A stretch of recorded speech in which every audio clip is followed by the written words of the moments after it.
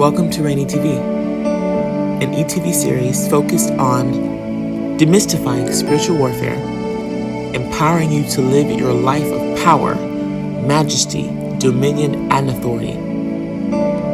I've come on today to officially unveil a King's Prayer second edition prayer campaign, a Queen's Prayer, the prayer of Queen Esther.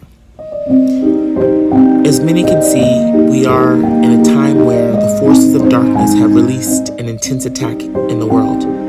Spiritual warfare is at an all-time high. As we've mentioned on this channel here before, the spirit realm controls the natural. So what we're seeing with the Ukrainian and Russian war, the pandemic, and many others was first birth in the spirit realm. The spirit of death, destruction, and the grave has been unleashed and is raging in our nations, our communities, our families on a global scale.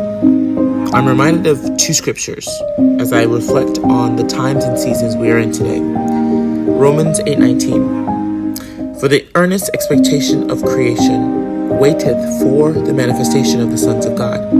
Isaiah 60:1-2. Arise, shine, for thy light is come, and the glory of the Lord is risen upon thee.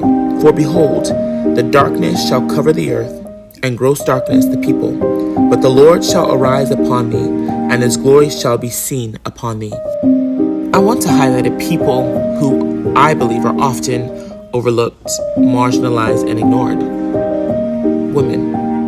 I believe that God is pulling his daughters out of obscurity and placing them into places of power and prominence to bring about his will in the earth. We see that story depicted in the story of Esther in the Bible, a Jewish peasant orphan girl who was catapulted, thrusted into a position of a queen and a political powerhouse who saved her people from genocide.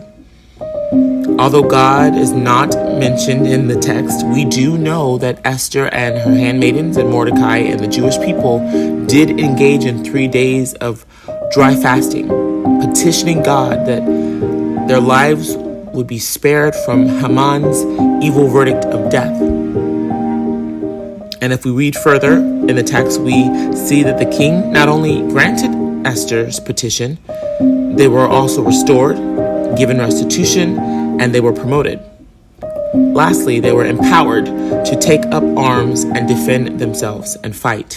Which brings me to the unveiling of a Queen's Prayer, the prayer of Queen Esther. There are many times when we will experience warfare. We know that God fights for us and he will always continue to fight for us. But there are other times when God will fight alongside with us, or he'll fight through us, meaning he has gone before us or encourages us to go to war with his 100% backing. We also see this in the life of King David, when David inquired of the Lord, and the Lord told him to pursue, overtake, and that he would surely recover all. A King's Prayer, the prayer of Queen Esther, is a practical biblical way for you to engage in spiritual warfare with the backing of God through his word and the host of heaven who hearken unto his word. This prayer campaign, although it can be used by anyone, this month of March, we wanted to commemorate the celebration of Purim and International Women's Day to empower women to rise to our rightful place of power, majesty, dominion, and authority. All of creation is awaiting our manifestation. As the light and glory of God is shining upon us, let's take up arms in the place of prayer and overturn this diabolical assignment of the enemy. I do believe we have come to the kingdom for such a time as this. The prayer campaign is now live on our website, thequeensprayer.com. You can also pre-order my newest ebook, A Queen's Prayer, with insight, powerful bonus prayers, and an exclusive revelation of Queen Esther's beauty regimen. Women don't realize how powerful we really are, especially in the place of prayer. God has given us so much authority and power to impact our world individually.